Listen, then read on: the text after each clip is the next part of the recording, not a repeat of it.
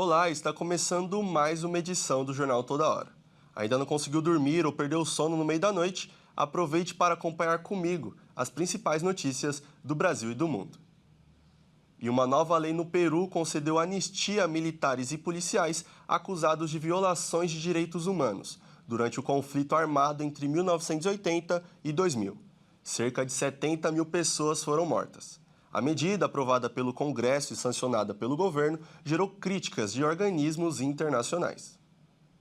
A mandatária defendeu a medida, questionada pela Corte Interamericana de Direitos Humanos e outros organismos internacionais, que consideram que a lei, impulsionada por forças conservadoras no Congresso, deixa impunes crimes atrozes. Estão equivocadas aquelas instituições internacionais ou nacionais. Estão equivocadas aquelas instituições internacionais ou nacionais, influenciadas por ideologias totalitárias que pretendem submeter o Peru aos seus desígnios. Se elas se colocam do lado de quem violou os direitos humanos dos nossos compatriotas, nós estamos ao lado do Peru, dos peruanos de bem, que só querem paz e não mais derramamento de sangue. Del Peru, de los peruanos de bem, que só querem paz e não mais derramamento de sangue. Segundo a nova lei, a anistia se aplicará a agentes uniformizados e civis que ainda não tenham sido sentenciados pela Justiça. Também prevê a libertação de condenados com mais de 70 anos. Organizações de direitos humanos estimam que a norma beneficiará cerca de 900 militares e policiais, entre eles vários generais. Em agosto de 2024, o Peru também aprovou uma lei que declara prescritos os crimes de lesa humanidade cometidos antes de 2002 na luta contra as guerrilhas. A iniciativa beneficiou o falecido ex-presidente Alberto Fujimori, condenado por ordenar 2 massacres de civis perpetrados pelo Exército em 1991 e 1992, assim como 600 militares processados. O conflito interno no Peru, em que as Forças Armadas do Estado enfrentaram as guerrilhas do Sendero Luminoso e no movimento revolucionário Tupac Amaru, segundo dados oficiais, deixou cerca de 70 mil mortos. E um celular é roubado a cada 7 minutos no Rio de Janeiro, de acordo com números oficiais da Segurança Pública do Estado. E quem traz mais informações é o Anderson Nascimento. A cada 7 minutos, em média, a polícia registra um roubo ou furto de celular no estado do Rio de Janeiro.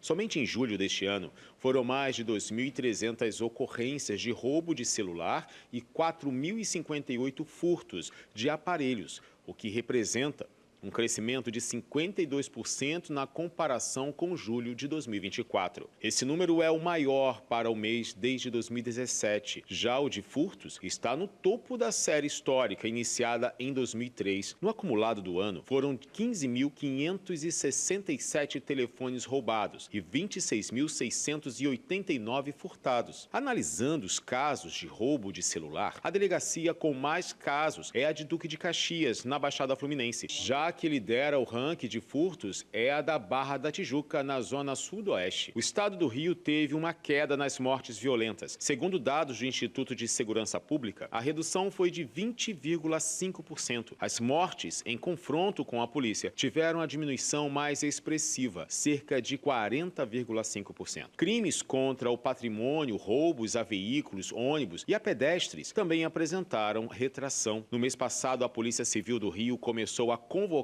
donos de celulares recuperados para fazer a devolução de 1.400 aparelhos. Desde maio, quando a operação Rastreio foi deflagrada, os agentes já apreenderam mais de 4.700 celulares roubados ou furtados. No dia 1º de julho, foi lançado o aplicativo Celular Seguro RJ, uma ferramenta de investigação da Polícia Civil que permite o cadastro de e-mails e a consulta de possíveis restrições dos aparelhos.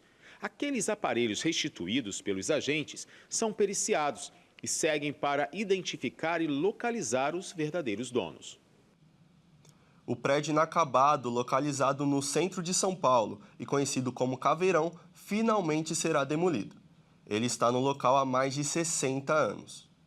Com 65 anos de construção incompleta, enfim, a Prefeitura de São Paulo decidiu dar fim ao conhecido Caveirão, um prédio localizado no centro da cidade que está abandonado, oferecendo grandes riscos de desabamento. Nesta quinta-feira, se iniciou o processo de demolição do imóvel que tem 23 andares após muita luta judicial. Em junho do ano passado, a pedido do município, o Tribunal de Justiça de São Paulo determinou que o proprietário fizesse a demolição do prédio abandonado sob multa diária de R$ 500. Com a decisão da justiça descumprida pelos responsáveis do imóvel, a prefeitura teve assim a liberação para a demolição, que inicialmente custará para a própria prefeitura R$ 6 milhões.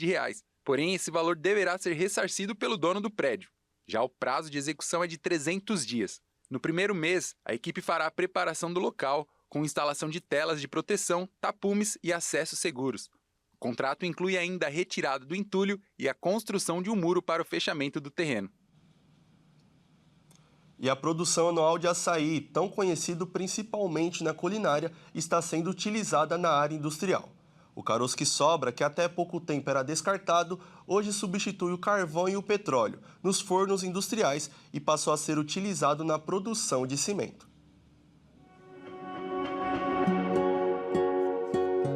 Agora, com exigências internacionais cada vez maiores em torno da destinação dos resíduos, outros caminhos surgiram para o caroço da fruta, que não lixões, rios ou calçadas.